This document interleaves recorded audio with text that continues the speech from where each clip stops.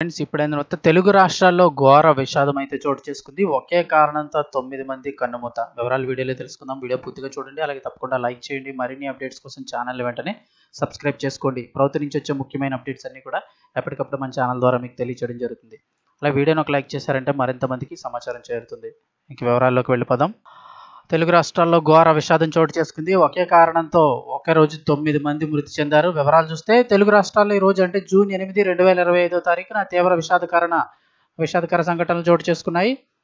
తెలంగాణ, ఏపీలోని వేరువేరు ప్రాంతాల్లో జరిగిన 2 ప్రమాదాల్లో మొత్తం 9 మంది యువకులు ప్రాణాలు కోల్పోయారు. ఈ విచార ఘటనలతో వారి కుటుంబాల్లో తీరని దుఃఖం అలుముకుంది.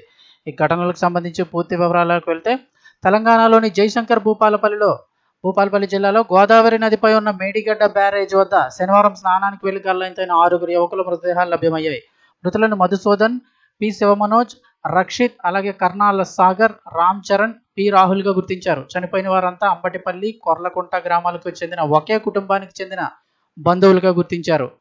మొత్తం 8 మంది బంధువులు వివాహ విందుకు హాజరై తర్వాత సమీపంలో ఉన్న మేడిగడ్డ బ్యారేజ్ వద్దకు స్నానానికి వెళ్లారు. అయితే ప్రమాదవశాత్తు వారు నీటిలో మునిగిపోతుండగా వెంకటస్వామి మరో వ్యక్తి సురక్షితంగా బయటపడ్డారు. అయితే మృతుల్లో మధుసూదన్, అలాగే మనోజ్ వెంకటస్వామి కుమారులుగా గుర్తించారు. తొలుత 2 బాలురు నీటిలో మునిగిపోతుండగా వారిని కాపాడేందుకు మిగతా వారు ప్రయత్నించి ప్రాణాలు కోల్పోయినట్లయితే వాపోతున్నారు. ఇక తెలంగాణలో మాదిరిగానే ఆంధ్రప్రదేశ్లోని అల్లూరు సీతారామరాజు జిల్లాలో కూడా మరో విషాదకరమైన ఘటన చోటు చేసుకుంది.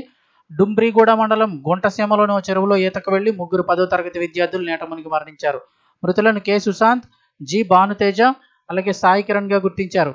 ఈ ఘటన స్థానికంగా తీవ్ర విషాదాన్ని నింపింది. ఈ 2 ఘటనలతో తెలుగు రాష్ట్రాల్లో విషాద ఛాయలు అయితే అలముకున్నాయి.